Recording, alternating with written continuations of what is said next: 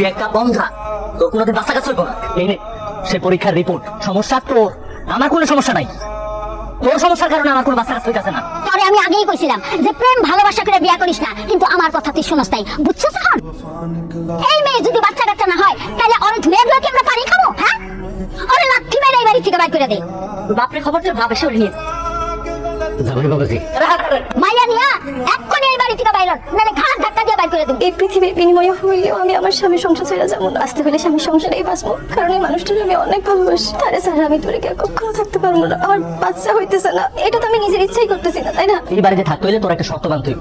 এই শর্ত যদি তুই মানতে পারস তাহলে তুই এই বাড়িতে থাকতে পারবি। কি শর্ত কও? আমি আরেকটা বিয়া করবো, আর তোর আমার সেই বিয়ার অনুমতি দিতে হইব। আর তুই সতীনের সংসার করবি, ওটা তোর মাইনা লইতে হইব।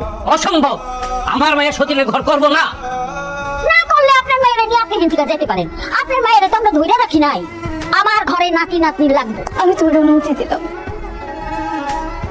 আমার পোলা লেগে মায়ের অভাব নাই। দেখছ তারে বিয়া করাই নিয়ে আইছি, তোর থেকে সুন্দর মায়া বিয়া করাইছি। দেখিস এক বছরের মধ্যে আমার পোলা সন্তানের মুখও দেখবো, বাপ ডাকাও শুনবো। তোর মতো অপয়া অলক্ষী বাঞ্চার হাতে আমি কোনোদিনও কিছু খাবো না, তাহলে আমারও অলক্ষী লাগবে। তাছাড়া এমনও তো হইতে পারে এই বৃষ্টির লোক তুই এমন কিছু মিশে আসছিস যা খেলে আমার ক্ষতি হইব। তোর তো বাচ্চা হয় না, তুই তো একটা বন্ধা। আর তুই চাস আমারও সাথে বাচ্চা। এই মিষ্টির মুখে ঝামেলা আছে, এই জন্য তুই আমার মিষ্টি খাওয়াইতে নিয়ে আসছিস। ভবিষ্যতে এমন কিছু করবি তাহলে তোর খবর আছে। আমি এমনই এক হতভাগী নারী যে নিজের স্বামীর বাসর ঘর নিজের হাতে সাজাইছি।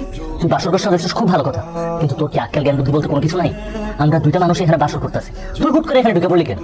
তুমি তো আজকে রাতে ওষুধ খাও নাই, আর ওষুধ না খেলে তো তোমার পেট ব্যথা করবো, তাতে ঘুমিতে পারবো না ঠিক মতো। এই জন্য ওষুধটা নিয়ে আসছি।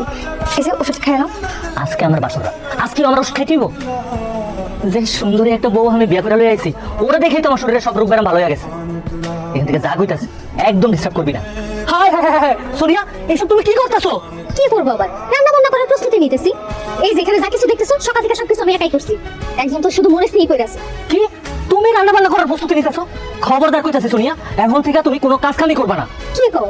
আমি কাজ করবো না কেন? তুমি যদি কাজ কাম করো তাহলে তো তোমার শরীরে শক্তি ক্ষয় হইব, তোমার পরিশ্রম হইব, কষ্ট হইব। দুদিন পর তুমি আমার সন্তানের মা হইবা, এখন তোমার এত কষ্ট করার দরকার নাই। তোমার শরীরে এনার্জির দরকার আছে, শক্তির দরকার আছে, তাই আমি থাকতে তোমার কোনো কাজ কাম করতে দিব না। এটা অবশ্য তুমি ঠিকই বলছো। আমি যদি কাজ কর্ম করি তাহলে আমার ভবিষ্যৎ বাচ্চা দুর্বল হওয়ার সম্ভাবনা আছে। তুমি যদি আমার কাছ থেকে সুস্থ সবল বাচ্চা চাও, আমি কাজ কর্মের থেকে যত দূরে থাকি ততই আমাকে বাচ্চার জন্য মঙ্গল। আমরা একটা সুস্থ সবল বাচ্চা দিতে পারবো। হ্যাঁ, এর লেগেই আমার বলা গেছে যে তোমার কোনো কাজ কাম করার দরকার নেই। কিন্তু আম্মা, আমি এই বাড়িতে কাজ কর্ম না করলে কে আপনাকে রান্না বান্না করে খাওয়াইবো কোন? শোনো বড় বৌমা, এই বাড়িতে রান্না বান্না থেকে যত রকমের কাজ আছে সব তুমি একলা করবা।